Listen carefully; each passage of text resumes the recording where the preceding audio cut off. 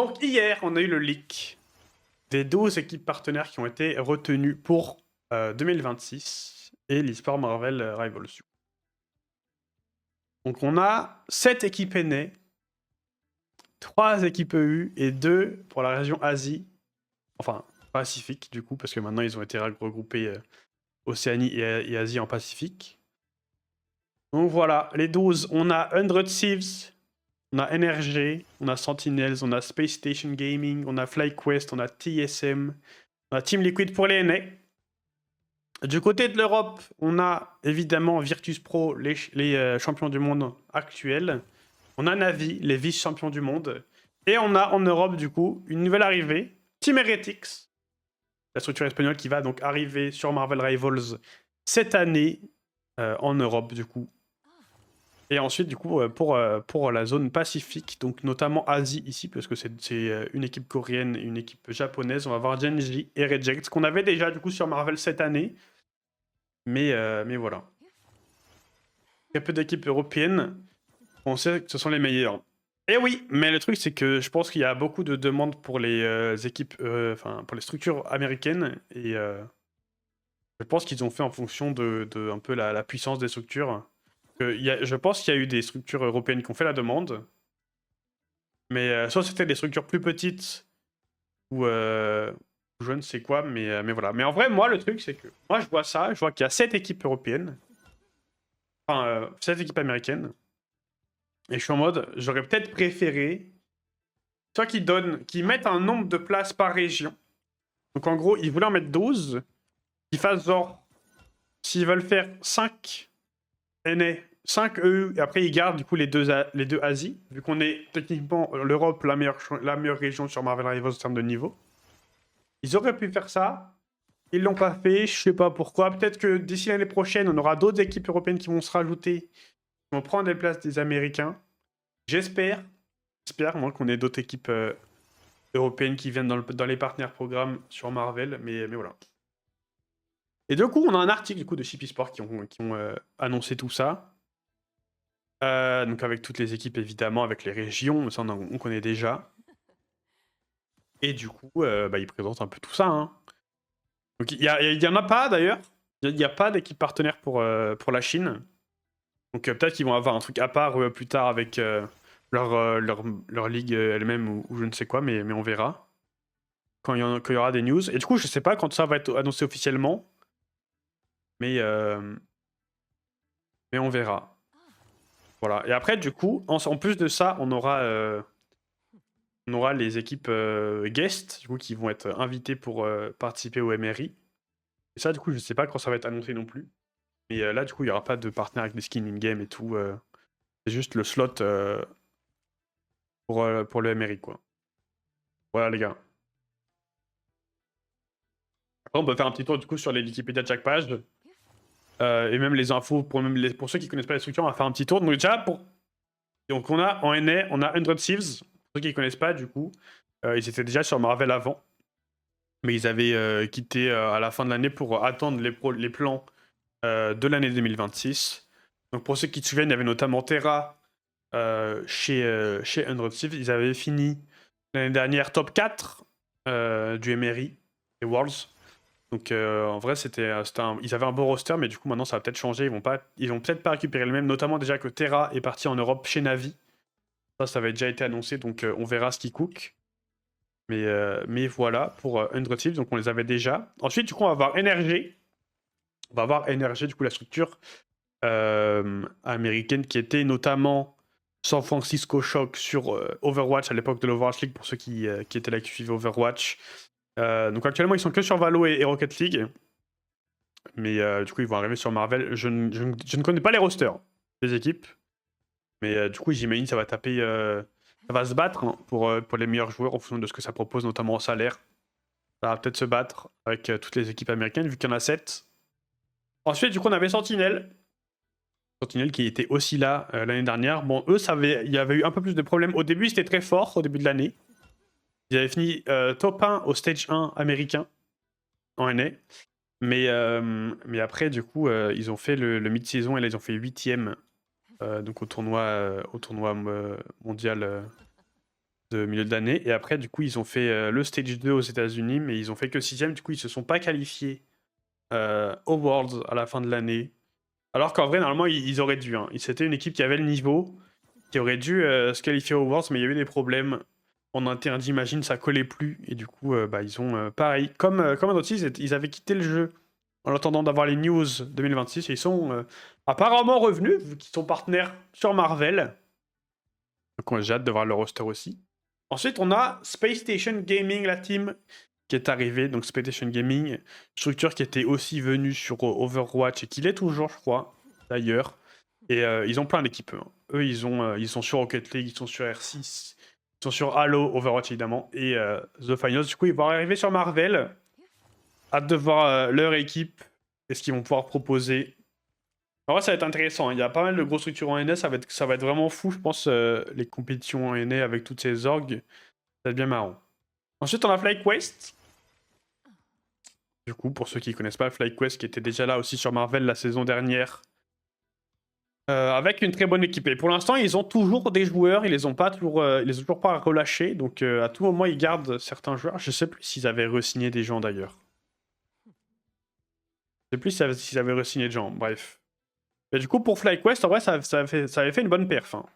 Sur l'année dernière. Déjà, bon, ça avait commencé doucement pour le Stage 1 aux États-Unis. Ils avaient fait 8ème. Du coup, ça allait tranquille. Ils n'étaient pas qualifiés, du coup, pour le MRI mid-saison. Mais, ensuite, ils ont fait, du coup, le Stage 2. Et là, ils ont fini 3ème. Du coup, ils sont qualifiés directement pour les grandes finales, pour les Worlds. Il fallait faire top 3. Et ils ont fini 3ème des Worlds, ce qui est en vrai une bonne perf. C'est la meilleure équipe américaine, du coup, pour ces Worlds. Donc, très grosse équipe. Je ne sais pas si on garde les mêmes joueurs. C'est possible. Il y aura sûrement des changements quand même. Mais on verra quand ça sera annoncé. De toute façon, tout ça, les gars, ça devrait être annoncé pour le MRC qui commence ce week-end. Donc, normalement, les équipes, vu qu'elles devraient jouer ensemble pour le MRC, elles devraient commencer à être annoncées dans la semaine. Mais ça, on en parlera du coup quand ça sera annoncé. Chaque fois, je vous montrerai évidemment. Donc, voilà. Ensuite, du coup, on avait TSM. Pareil, grosse organé. Donc là, il y a ça a des joueurs en FGC, sur Apex, sur Rocket League. Et du coup, j'imagine qu'il faut arriver sur Marvel avec un gros roster aussi. Mais du coup, on verra. Je sais pas trop ce que ça donnait, TSM, récemment. Ça fait longtemps que j'ai pas entendu parler d'eux. Donc, je sais pas trop ce que ça donne en termes d'org. Et enfin, du coup, on avait Team Liquid, pareil, qui eux aussi donc, sont également sur Overwatch, qui sont, je crois, partenaires sur Overwatch. J'ai un doute, ça, mais... Voilà, et eux, ils ont trop d'équipes. Voilà, Team Liquid, ils ont trop d'équipes. Il y a du Apex, ils sont sur Chess, ils sont sur CS, ils sont sur IEFC, Dota 2, la FGC, sur LoL, sur les jeux mobiles aussi. Il y a Overwatch, PUBG, Quake, R6, StarCraft 2, Valo. Il y a trop de jeux, trop d'équipes. Et du coup, ils vont rajouter Marvel à ça. Ça vit, hein. Ça vit chez Team Liquid, donc hâte de voir leur équipe. Hâte de voir leur équipe et ça va être bien. Ça va être bien. Du coup, voilà pour les 7 équipes aînées, les gars. Donc, on va voir ce que ça va donner, sachant que il y a 8 équipes, je crois. Attendez, c'était écrit dans l'article. C'était écrit où? Il y avait combien d'équipes par région? J'ai oublié combien c'était. Ah, c'est 12. Voilà, c'est 12. Du coup, ça veut dire qu'il y aura 5 équipes en NA qui ne seront pas partenaires pour le MRI. Et du coup, j'imagine qu'ils vont faire que des teams invités après, sachant qu'il y a aussi les qualifs. Donc il y aura peut-être très peu d'équipes invitées pour le MRI en NA. Après, du coup, en Europe, c'est-à-dire qu'il y aura les 9 autres qui vont être soit des guests, soit des qualifiés. Donc on va déjà avoir un peu plus de mouvement, quoi. En NA, c'est déjà un peu plus lock, quoi. Il n'y a pas créé Raccoon et Falcon. Non. Peut-être qu'ils n'ont pas voulu se positionner. Je ne sais pas. Mais peut-être qu'on les verrait plus tard. En fait, là, le truc, c'est que je sais pas si pour cette année, Marvel, ils sont en mode... On garde ces équipes-là. On garde les 12 là, en partenaire. Et on fait un an avec, on n'en rajoute pas. Ou s'ils se permettent la liberté d'en rajouter au milieu de l'année. Ou même d'en changer, d'enlever. Je pense pas en enlever, mais peut-être d'en rajouter. C'est peut-être possible. Et après, je pense que l'année prochaine, on en verra sûrement des nouvelles. Ou alors d'autres qui vont remplacer d'autres. Mais ouais, moi, en tout cas, moi, j'aimerais bien qu'on en voit plus sur les autres régions que les NA. Parce que là, du coup, c'est un peu aberrant, quoi. 7 pour 3 et pour 2 en Asie, bon. Après, qu'ils soient partenaires, ça veut pas dire que c'est les meilleures équipes. Justement, oui. Mais c'est pour ça aussi, je trouve que ils ont peut-être un peu trop misé sur la région NA. En tout cas, les grosses orgues. Après, ça se trouve, là, c'est écrit Amérique. Parce que c'est des orgues américaines. Mais à tout moment, les frérots ne vont pas jouer en NA. À tout moment, ils viennent jouer en Europe. C'est ça le truc. À tout moment, ils prennent un roster européen. Parce que là, c'est juste la nationalité des équipes. Et leur normalement en région. Mais à tout moment, les frérots, ils viennent juste jouer genre en Europe, ils prennent un roster européen, comme on a vu en soi avec Citadel Gaming, une orgue américaine, mais ils viennent jouer en Europe. Les GOAT, d'ailleurs, de faire ça. Bien joué, ils savent qu'on est la meilleure région. Donc voilà. Donc c'est possible qu'on voit potentiellement des équipes partenaires américaines, mais qui viennent jouer en Europe avec un roster européen. En tout cas, ça me choquerait pas. Mais du coup, ça, on n'aura pas l'info jusqu'à ce que les équipes soient annoncées, quoi. Ça se trouve, on va avoir Space Station Gaming et Team Liquid qui vont jouer en Europe et du coup, ça fait 5-5 au final. Je ne sais pas. Donc voilà pour tout ce qui était DNA. Maintenant, du coup, en Europe, on a la classique, on a Virtus Pro, les champions du monde actuels qui gardent leur roster. Eux, ils ne vont pas bouger, je pense. On n'a pas eu l'annonce, mais je pense qu'ils vont pas bouger. Donc c'est le meilleur roster qu'on a eu sur Marvel en Europe et sûrement dans le monde. Ils ont tout gagné, sauf au stage 1 IMIA où il y a eu une petite chute, mais ils ont fait quand même top 3. Donc c'est pas rien, c'est les GOAT. Les GOAT ultimes. En plus, on a un Français là-bas, Dridro. Donc ça n'a pas bougé. VP qui vont avoir le slot de partenaire aussi, mais ça c'est mérité. Hein. En même temps, ils sont champions du monde, l'équipe la plus titrée sur le monde Marvel encore à l'heure actuelle. Donc ça c'est big. Très content pour VP. Ensuite, on va avoir du coup Navi. Pareil, Navi qui ont gardé leur core roster. Ils ont juste rajouté Terra, du coup, qui vient de 106, comme on disait juste avant. Et eux, du coup, pareil, Navi, du coup, qui sont positionnés après le mid-saison, qui ont récupéré les champions du monde actuels. Enfin, non, les anciens champions. Ils ont récupéré les anciens champions du monde après, du coup, le MRI mid-saison. Donc, ils les ont récupérés pour le stage 2, ils ont fait top 3 et du coup après ils sont qualifiés pour la grande finale, ils ont fait un petit top 2. En face, il y avait VP du coup qui a gagné évidemment. Mais du coup c'est pour ça qu'on a l'Europe la meilleure région. Top 1, top 2 au Worlds, on est royal. Et puis voilà. Et VP ils sont finito, ouais, ils ont tout gagné. Regardez-moi ça, c'est tout jaune. Que des 1, il y a un petit 3, mais que des 1. Les GOAT.